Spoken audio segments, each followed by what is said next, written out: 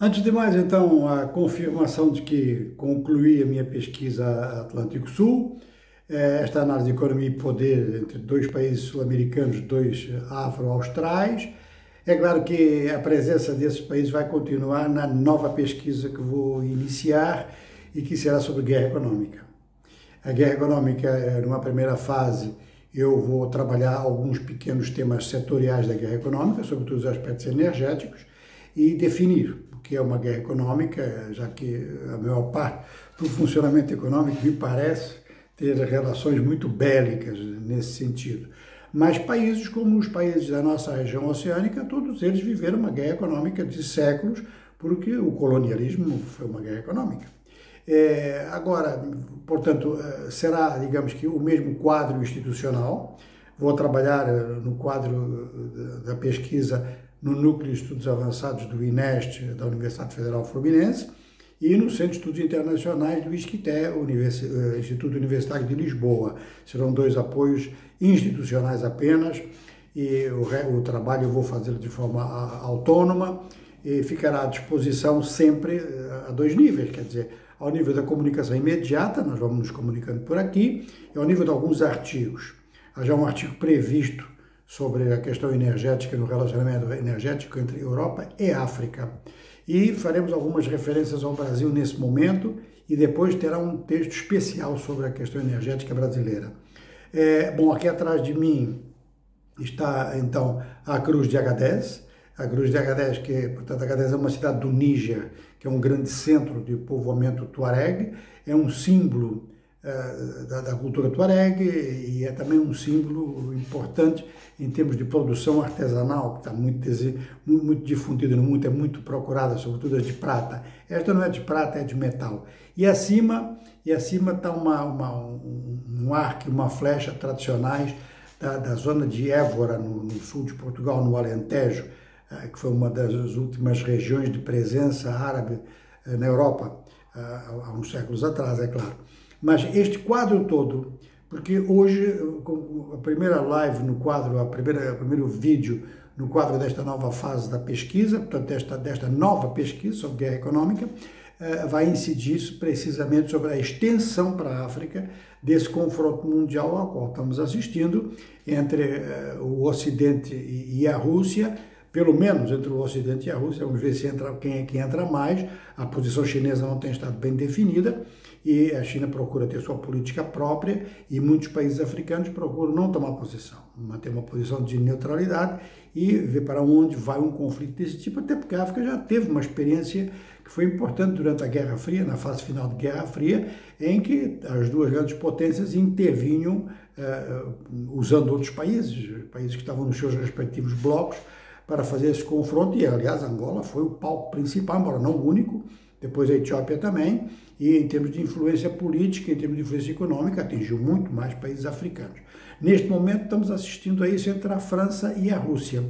Portanto, nesta semana, o presidente francês, esta semana passada, o presidente francês visitou dois países da África do Oeste e um da África Central, e além de acentuar que as questões de segurança são cruciais e que elas estão muito ligadas às questões institucionais e às questões econômicas, considerou o jihadismo como um inimigo, o jihadismo que está avançando, apesar da presença das Nações Unidas, apesar da presença de tropas francesas, de formadores e de apoio logístico da parte dos norte-americanos. O jihadismo tem avançado e está já em dois países do Golfo da Guiné. Portanto, pode chegar ao litoral do Golfo da Guiné, o que levanta problemas enormes, porque é uma grande região produtora de petróleo. Mas, ao mesmo tempo que o presidente Emmanuel Macron dizia no Benin que a presença russa também era um perigo na África, ao mesmo tempo, na costa leste, o ministro russo dos Negócios Estrangeiros, Sergei Lavrov, respondia: a Rússia vai aumentar significativamente sua presença na África. Ora, uma primeira presença muito notada é na Líbia.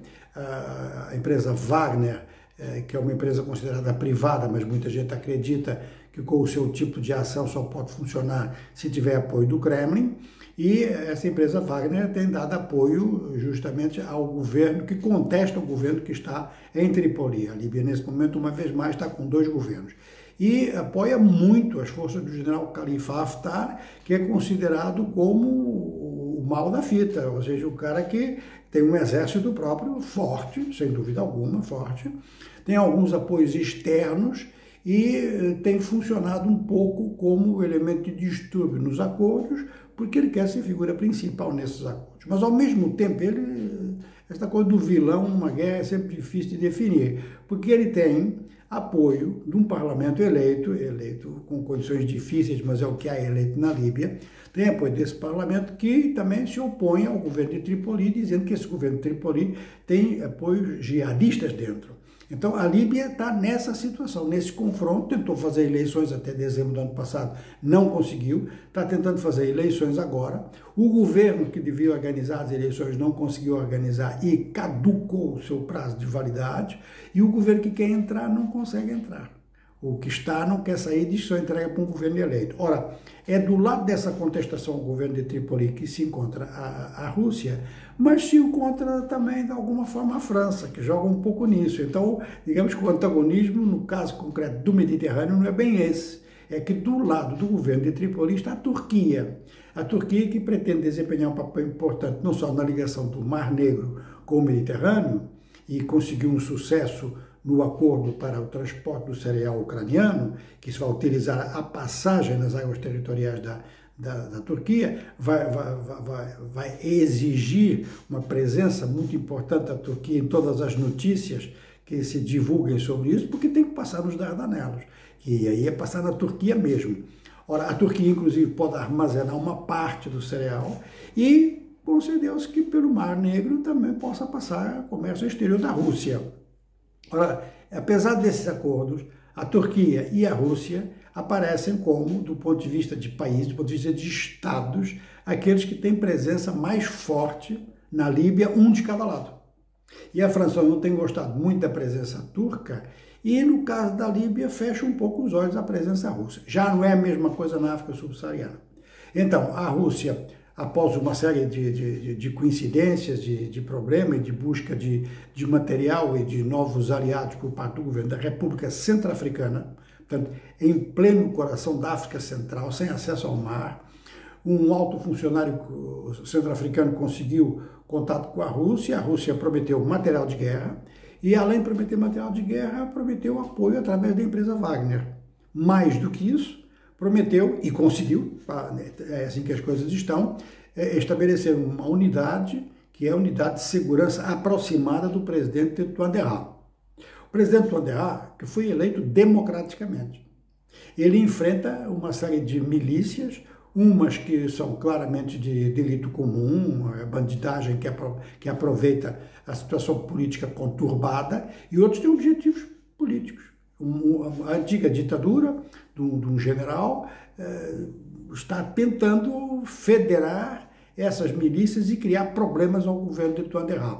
A França tem estado muito presente na República Centro-Africana, tem uma base importante, uma base aérea importante, tem uma presença de tropa de terra que funciona como apoio também, ou como complemento da Força das Nações Unidas, que é uma força importante. Tem unidades africanas, unidades asiáticas e unidades europeias, da União Europeia. Uma situação semelhante se reproduziu depois no Mali, que é o país central na luta contra o jihadismo na África do Oeste, aqui já passamos da África Central para a África do Oeste. Os militares malianos se consideraram como, enfim, marginalizados pelo governo, e o seu desempenho contra o jihadismo era muito fraco, e eles diziam que era fraco porque não tinham apoio político. Ora, no Mali também existe uma presença militar francesa muito forte, é a sede da Operação Barkhane, e uma presença das Nações Unidas, da MINUSMA, como se chama, que é uma unidade que implica um orçamento muito importante, com unidades consideráveis de países também da União Europeia, também da União Africana e alguns asiáticos. Ora, a França desempenharia um papel importante, tanto nas operações diretas, quanto nas operações no apoio logístico.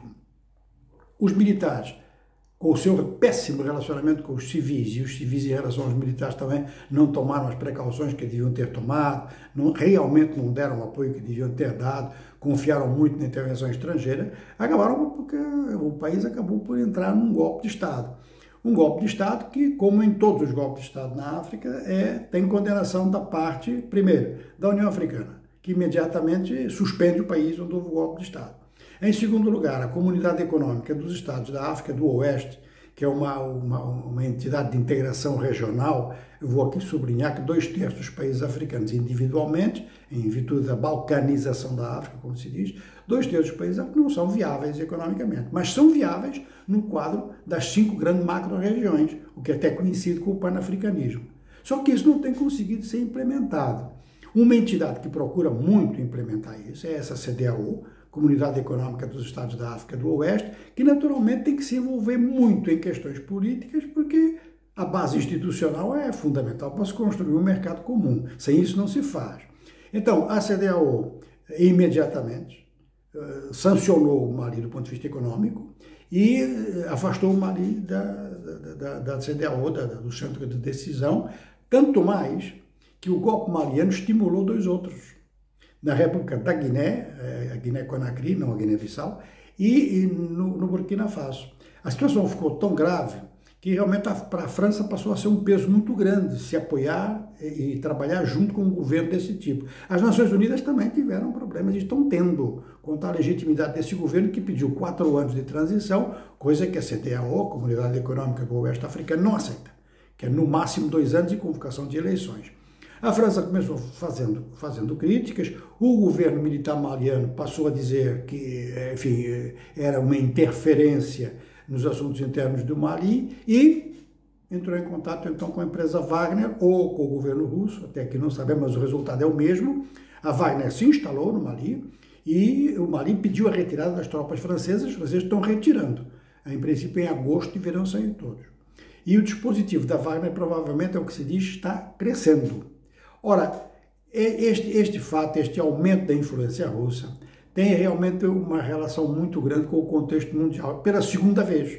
Quando a Guerra Fria estava no final, e não se sabia que estava no final, a Rússia aproveitou o vazio de poder criado após as independências de Angola e de Moçambique, ou na transição das independências de Angola e de Moçambique, para instalar apoio aos governos que se foram constituindo, mesmo nas transições, tanto em Angola quanto em Moçambique. E a presença russa, através dos contingentes cubanos, por um lado, e a presença ocidental, ou através do serviço de espionagem, ou através do exército sul-africano daquela altura.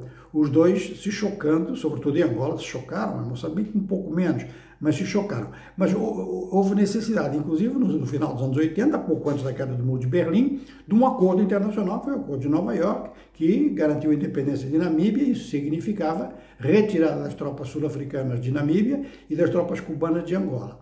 Ora, a África passou por isso, durou muito tempo, e a África não quer repetir essa dependência, esse um simples peão no xadrez internacional. Então, nesse momento, diversos países africanos estão preocupados com essa situação e, ao mesmo tempo, como tem sido a França, que tem se envolvido mais na luta contra o jihadismo, de forma ineficaz, porque o jihadismo continua se estendendo, seja através da Katiba Massina, seja através da AQMI, Al-Qaeda do Maghreb Islâmico, seja através do Estado Islâmico do Grande Saara, tem se expandido, já entrou no Ghana, no Benin e no Togo, que são países através dos quais ele se pode movimentar a curta distância do litoral, como eu já sublinhei, e vai chegar perto das zonas petrolíferas, onde então vai encontrar uma outra situação, que é a situação de pirataria, que é desencadeada, na maior parte, por grupos de delito comum, mas também por grupos que querem autonomia de regiões petrolíferas do sul da Nigéria. E este quadro é um quadro extremamente perigoso. Ou seja, que os países africanos, por exemplo, o caso concreto do governo do Benin, quando recebeu Emmanuel Macron, pediu a mesma coisa que Zelensky está pedindo aos ocidentais. A França tem que nos dar material de guerra. E não é qualquer um, não é metralhadora, não é óculos de visão noturna, não é colete antibala, é drones. E Macron teve que responder que ia ver isso. Macron terminou a sua viagem pela África, pela Guiné-Bissau, cujo presidente é o presidente em exercício da CEDEAO, e a França provavelmente vai se tornar mais discreta em virtude da sua impopularidade em vários países, popularidade que é consequência do regime colonial, mas também de uma política muito errática mais recentemente. E, por outro lado, a Rússia vai provavelmente fazer propostas em termos econômicos e em termos militares a países da África Oriental. Mas já está presente na África do Norte na Líbia, pode acrescentar o Egito, ou pelo menos em parte acrescentar o Egito. O Egito, que é o maior comprador de cereais da Ucrânia, está preocupado e então está esperando resposta ou da parte da Rússia ou da parte da Ucrânia para resolver esse problema. E depois a Rússia está presente também na África Ocidental, no Mali, e na África Central, na República Centro-Africana, abrindo agora caminho na África Oriental. Só não está neste momento na África Austral, onde já esteve há uns anos atrás, porque os países da África Austral são mais fortes e já se fortaleceram. Tem a África do Sul dentro, que tem uma palavra a dizer, naquela altura não tinha, era o apartheid. Então a situação está assim. Está assim que a África, uma vez mais, talvez até pela sua fragilidade, mas ao mesmo tempo pela sua riqueza, pela capacidade, muita gente está esperando que a África possa vir a substituir em grande parte os fornecimentos de petróleo que consegue, de petróleo da Rússia e de gás, que aí talvez não consiga. Está esperando isso tanto da África do Norte quanto da África subsaariana, e a Rússia resolveu então, nesse momento, voltar à sua política de cooperação com a África ou de presença no continente africano, tanto do ponto de vista econômico, quanto do ponto de vista diplomático, quanto do ponto de vista militar. Então, este é o quadro geral.